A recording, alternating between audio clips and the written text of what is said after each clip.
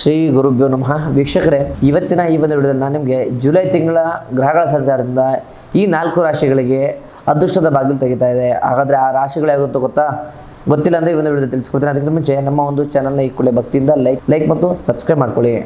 ಮೊದಲನೇ ರಾಶಿಯಾಗಿ ಮೇಷರಾಶಿ. ಗುರುವಿನ ಶುಭ ದೃಷ್ಟಿಯಿಂದ ದೊಡ್ಡ ಮಟ್ಟಿನ ಬದಲಾವಣೆ ನಿಮ್ಮ ಜೀವನದಲ್ಲಿ ತರ್ತಾನೆ. ಉದ್ಯೋಗದಲ್ಲಿ ಪ್ರಮೋಷನ್ ಮತ್ತು ಸಂಬಳ ಹೆಚ್ಚಾಗುವ ಸಾಧ್ಯತೆ ಹೆಚ್ಚಾಗಿದೆ. ಮನೆಯಲ್ಲಿ ನೆಮ್ಮದಿ ನೆಲೆಸಲಿದ್ದು ಮತ್ತು ಹೊಸ ವಾಹನದ ಖರೀದಿಗೆ ನೀವು ಮುಂದಾಗಲಿಕ್ಕಿದ್ದೀರಾ. ಎರಡನೇ ರಾಶಿಯಾಗಿ ಕರ್ಕಾಟಕ ರಾಶಿ. ಗುರುವು ನಿಮ್ಮ ರಾಶಿಯಲ್ಲಿ ಉಚ್ಚ ಸ್ಥಾನದಲ್ಲಿ ಇರೋದ್ರಿಂದ ಜುಲೈ ಮಧ್ಯಭಾಗದಲ್ಲಿ ಸೂರ್ಯನು ಕೂಡ ನಿಮ್ಮ ರಾಶಿಗೆ ಪ್ರವೇಶ ಮಾಡೋದ್ರಿಂದ ಸಮಾಜದಲ್ಲಿ ಮತ್ತು ಕಚೇರಿಯಲ್ಲಿ ನಿಮ್ಮ ಗೌರವ ಸ್ಥಾನಮಾನ ಹೆಚ್ಚಾಗುತ್ತೆ. ಹೊಸ ಉದ್ಯಮ ಆರಂಭಿಸಲು ಮತ್ತು ವ್ಯಾಪಾರ ವಿಸ್ತರಣೆ ಮಾಡಲು ಇದು ಒಳ್ಳೆಯ ಸಮಯ. ಆರ್ಥಿಕ ಪರಿಸ್ಥಿತಿ ಭದ್ರವಾಗಲಿದ್ದು ಹಳೆಯ ಸಾಲಗಳಿಂದ ಸಂಪೂರ್ಣ ಮುಕ್ತಿ ಸಿಗುತ್ತೆ. ವ್ಯಾಪಾರದಲ್ಲಿ ನಿರೀಕ್ಷೆಗೂ ಮೀರಿದ ಲಾಭ ನಿಮ್ದಾಗುತ್ತೆ.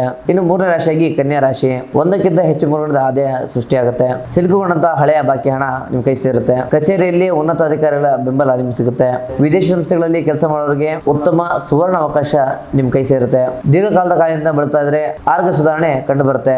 ಇನ್ನು ನಾಲ್ಕನೇ ರಾಶಿಯಾಗಿ ವೃಶ್ಚಿಕ ರಾಶಿ. ನೀವು ಕೈ ಹಾಕೋ ಪ್ರತಿಯೊಂದು ಕೆಲಸದಲ್ಲೂ ಭಾಗ್ಯ ನಿಮ್ಮನ್ನು ಹುಡ್ಕೊಂಡು ಬರುತ್ತೆ. ಉದ್ಯೋಗ ಬದಲಾವಣೆ ಕಾಯ್ತಾ ಇದ್ರೆ ದೊಡ್ಡ ಕಂಪನಿಯಿಂದ ಆಫರ್ ಲೆಟರ್ ನಿಮ್ಗೆ ಬರುತ್ತೆ. ರಿಯಲ್ ಎಸ್ಟೇಟ್ ಆಗ್ಬಹುದು, ಕನ್ಸ್ಟ್ರಕ್ಷನ್ ಮತ್ತು ಧಾನ್ಯಗಳ ವ್ಯಾಪಾರ ಮಾಡೋರಿಗೆ ಭರ್ಜರಿ ಲಾಭ ಸಿಗುತ್ತೆ. ತಂದೆ ತಾಯಿಯೊಂದಿಗೆ ನಿಮ್ಮ ಸಂಬಂಧ ಮಧುರವಾಗಲಿದ್ದು ಪಿತ್ರಾರ್ಜಿತ ಆಸ್ತಿಯ ಲಾಭವನ್ನ ನೀವು ಗಳಿಸ್ತೀರಾ. ಈ ಒಂದು 4 ರಾಶಿಯಲ್ಲಿ ನಿಮ್ಮ ರಾಶಿ ಇದ್ರೂ ಇಲ್ಲದಿದ್ರೂ ಕುಲದೇವರ ಹೆಸರನ್ನ ಕಮೆಂಟ್ ಮೂಲಕ ನಮಗೆ ತಿಳಿಸಿ. ಹಾಗೆ ನಮ್ಮ ಒಂದು ವಿಡಿಯೋ ಹೆಚ್ಚಾಗಿ ನಿಮ್ಮ ಸ್ನೇಹಿತರ ಜೊತೆಗೆ ಮತ್ತು ನಿಮ್ಮ ಆತ್ಮೀಯರ ಜೊತೆಗೆ ಲೈಕ್ ಮತ್ತು ಶೇರ್ ಮಾಡಿ. ಇನ್ನು ನಿಮ್ಮಲ್ಲಿರ್ತಕ್ಕಂಥ ಯಾವುದೇ ಕಠಿಣ ಗುಪ್ತ ಸಮಸ್ಯೆಗಳ ಪರಿಹಾರಕ್ಕೋಸ್ಕರ ಸ್ಕ್ರೀನ್ ಮೇಲೆ ಕಾಣ್ತಕ್ಕಂಥ ನಂಬರ್ಗೆ ಕರೆ ಮಾಡಿ ಅಪಾಯಿಂಟ್ಮೆಂಟ್ ತೆಗೆದುಕೊಂಡು ನಮ್ಮನ್ನು ನೇರ ಭೇಟಿಯಾಗಿ ನಿಮ್ಮ ಸಮಸ್ಯೆನ ಪರಿಹಾರ ಮಾಡ್ಕೊಳ್ಳಿ. ಮುಂದಿನ ವಿಡಿಯೋದಲ್ಲಿ ಸಿಗೋಣ. ಧನ್ಯವಾದಗಳು.